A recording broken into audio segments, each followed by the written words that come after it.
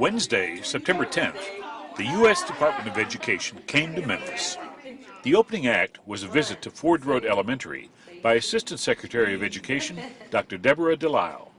Why Memphis? When I heard about the work at Ford Elementary School in Memphis, I just had to come to just hear all the great things that are going on in the school. The Assistant Secretary met with Ford Road teachers, parents, administrators, and SCS administrators. They talked about what worked in the classroom and about school and district needs. Dr. Delisle ended her visit with a tour of several classrooms, her iPad at the ready to record the moment. And what was she going to take back to Washington about her visit? Well, what I take back to Washington after visiting Ford Elementary School is just the extreme passion that people have. Not only that, but the superintendent and the principal have such a great vision for what the school could be.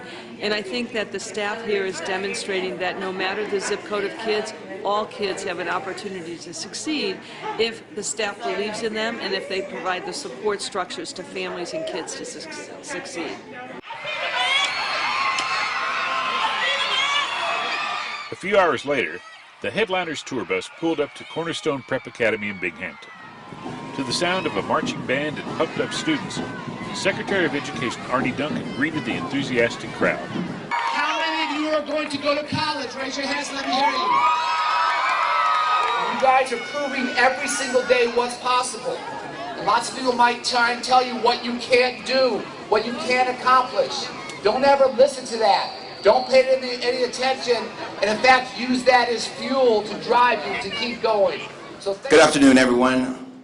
Once inside, Duncan was joined by SCS Superintendent Dorsey Hobson, ASD Superintendent Chris Barbic, Douglas Elementary Principal Lionel Cable, teacher Brittany Ordu, and parent Yolanda George for a panel discussion on the current state of education in Memphis and Shelby County.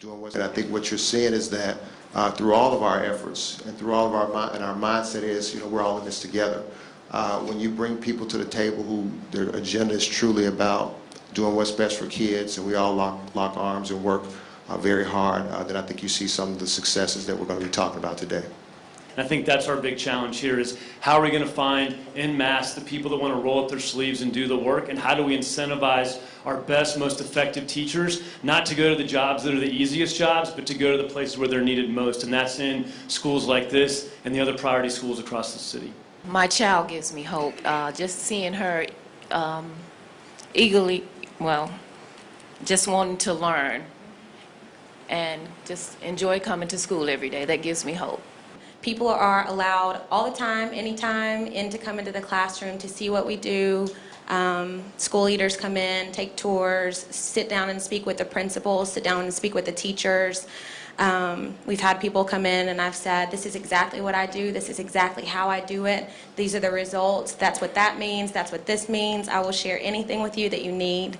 Douglas, the reason we made double-digit gains, yes, it's because we have great teachers and really good students, but when we first walked in the doors, a few years ago, we focused on parents from the Stand University program that we have for them, where we teach them, unfortunately, how to be parents, to offering GED programs, and just educating them, because until we actually fix home, we're always going to be throwing money at the issue in terms of educating the children, which is what we need to do and we know how to do. But let's spend some of that money educating parents. A really interesting lesson is that while, yes, those resources, Race to the Top, school turnaround grants are important, money does matter, I honestly believe that's a small piece of the equation. And we could have all the money we want if we don't have extraordinary principals, if we don't have committed teachers, if we don't have parents willing to partner, if we don't have a community willing to step up. Money coming from Washington, frankly, doesn't change anything. And what we have seen is maybe our money has helped a little bit. Maybe it's been a catalyst. We heard about sustainability. What's going to sustain this is the hard work, the heart, the commitment of folks doing this. And I am so proud of what this city, this school district, this state is doing. This last stop of the Secretary's Partners in Progress bus tour gave Secretary Duncan and Assistant Secretary Delisle plenty of information about education in the Mid-South to take back to Washington with them.